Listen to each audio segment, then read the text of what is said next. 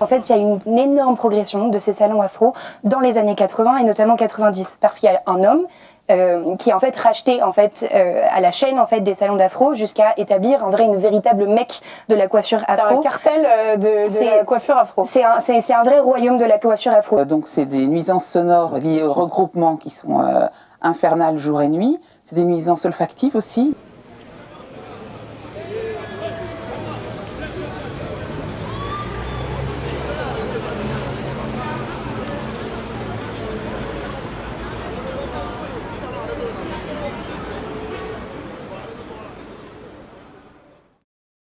Depuis le 20 décembre l'année dernière, le préfet a décidé qu'on ferme à 20h. Pourquoi? Parce que les riverains se plaignent du bruit et des odeurs, soi-disant, des odeurs. Bon. Le soir, il y a des jeunes qui circulent sur le boulevard et ne se rendent pas compte qu'il y a des riverains. Bon. Mais nous, les commerçants, qu'est-ce qu'on en a à voir?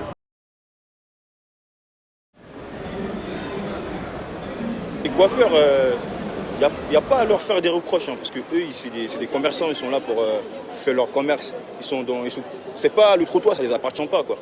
Tu vois, il n'y a que les magasins qui les appartiennent. Et à partir du trottoir, ils ont plus de comment dire ça, de choix dessus, quoi. Enfin, c'est plus leur autorité, quoi. Donc voilà.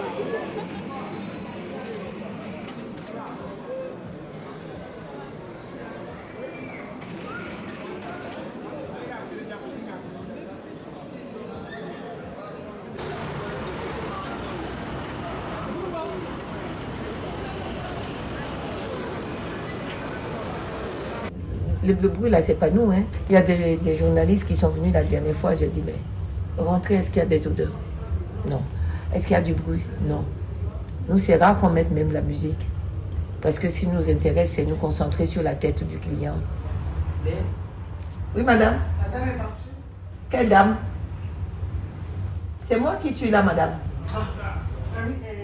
Oui, elle est partie. Elle est partie. Il n'y a pas de boulot. Il n'y a pas de client. Elle est partie. Donc, il n'y a que lui. C'est pas juste. On fait rien, tu vois pas, on est assis. Depuis matin, on est assis, il n'y a pas de client.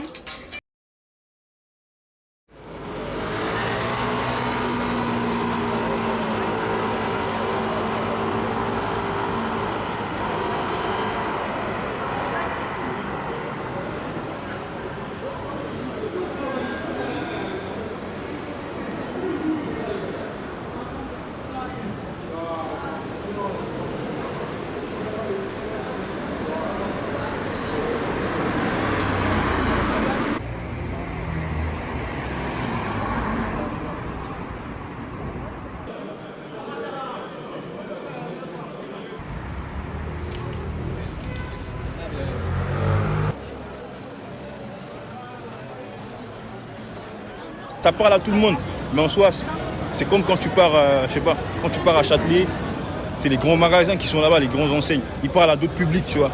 Ici aussi, ça parle à d'autres publics. En fait, comme on appelle ce quartier, c'est un quartier où tu te sens le plus en communauté. Tu n'as pas envie de partir dans d'autres communautés où, genre, voilà, on va te pointer du doigt où, genre, mon chien et tout. Nous ne sommes pas d'ici, mais on vient derrière notre frère. Et on a des grands frères, on a des potes aussi ici. Après, ici, tout le monde n'est pas forcément communicatif parce que aux gens qui parlent, tu vois, ils se disent je vais parler dans le vide en fait. C'est pas des gens qui vont vraiment nous écouter, tu vois. Le travailleur français qui voit sur le palier à côté de son HLM entasser une famille, si vous ajoutez à cela le bruit et l'odeur, eh bien, le travailleur français sur le palier, il devient fou. Il devient fou. C'est comme ça. Et il faut le comprendre. Et si vous y étiez, vous auriez la même réaction. Et ce n'est pas être raciste que de dire cela. Filmer, là c'est pire. Ils vont dire si ma tête sort là, je contrôle pas les mots qui vont sortir dessus, voilà, tu vois. Et donc du coup ils se disent ça sert à rien. Ils viennent juste pour se foutre de notre gueule en fait. Puis ils pensent pas que ça sert à quelque chose de parler parce qu'ils se disent de toute façon on n'a pas de voix quoi. Ouais. Après quand tu regardes la tête des gens, tu sais que voilà. Ça passe si c'est légitime de parler ou pas. Donc voilà. coup, les gens ils la ferment tout simplement. Non, parce qu'on peut aller sur la salle. C'est comme ça, les gars.